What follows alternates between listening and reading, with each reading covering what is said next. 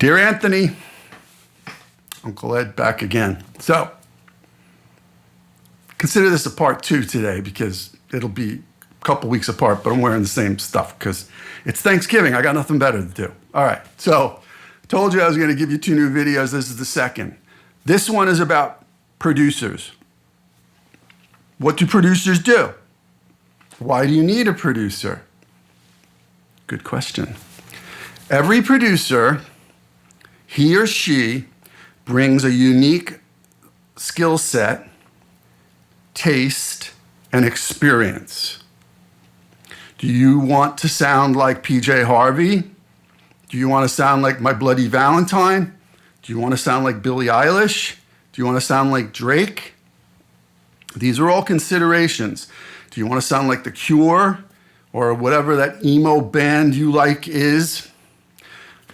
Okay, somebody produces those records, and trust me, they're very talented people and they know what they're doing. So, how do you know who's the right person for you? Well, the first thing you do is you listen to those records. Do those records, in the genre that you exist in, obviously you're buying records in that genre. Do those records, whether they're successful or not, but I'm assuming they're successful if you're listening to them, or there's something else about that band that attracts you, do those records excite you? Do they have an oral experience to them? Do they make you feel good? Is there just a beautiful landscape, a sonic landscape to them? Are there sounds that, evoke an emotion out of you? Right? Then you start going, oh, who produced that record? Okay, well, let's write that down.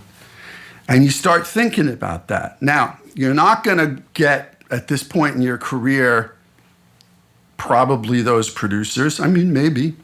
I mean, you guys are pretty good. You're talented, or I wouldn't be talking to you. All right? But there's people in that genre who aren't a name yet, who are very talented and very good too.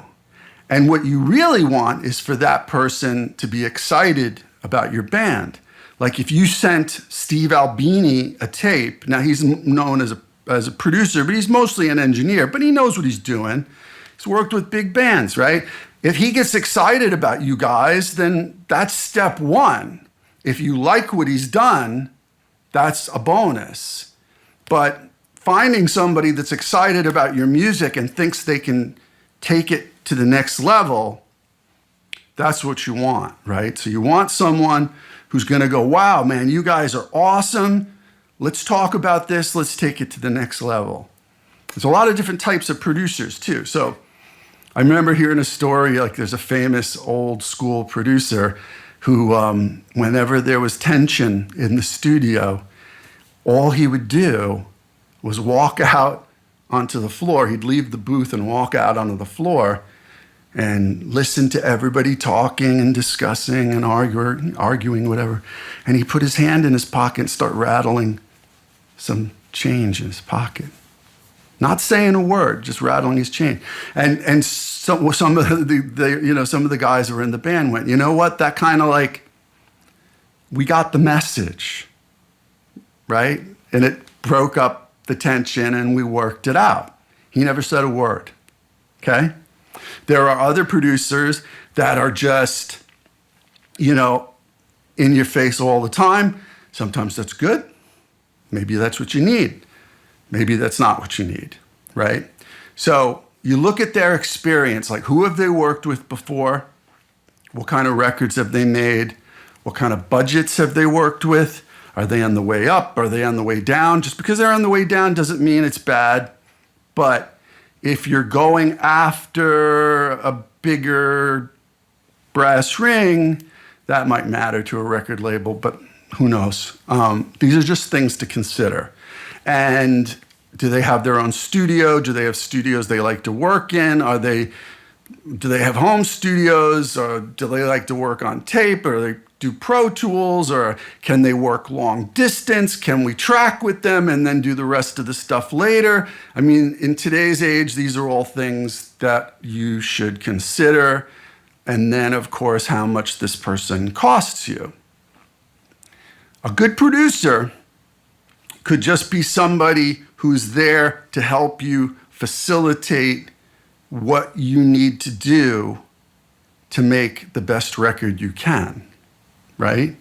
It's really someone who's responsible for the record. I mean, I've made my whole career on that. Now, of course, I've worked with many, many, many amazing people, and I've learned from all of them, and they have incredible track records. All of that has been absorbed over the years, but I only use it when it's necessary. You know, I have to use my own instinct, and that's the key for producers, instinct. I remember talking to a big producer that, you know, I got to hang out with this guy. He's a legend, and he had produced like some major smash records in the late 80s and early 90s. I mean, you know, big. And I said to him, hey, what does it really take to be a producer? And he's like, instinct. So you need someone who has an instinct for what you are, where you're going, what you're doing, and you have to have an instinct that they're the person to take you there, and it's the right marriage, because that's really what it is. You're probably going to be working with someone for 6 months or more. Yes, there's technical aspects of it. There's a lot of technical aspects to producing.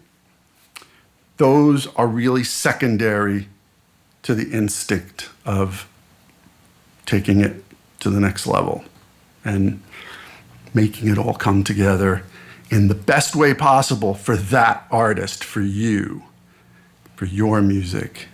Everybody's different.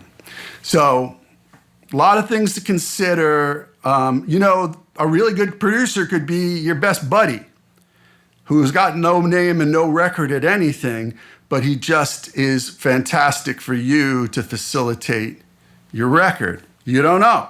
These are all things you got to feel out, right? George Martin was producing comedy records, and the Beatles had been turned down by everybody. Everybody turned the Beatles down. And he took a chance on them because he wanted to get out of making comedy records because he was classically trained. Boom. And he wasn't overbearing on those Beatles records. He just made them better. Facilitated their talent to the utmost. All right, so if you have any more questions about this, put them below. All right? Talk to you later.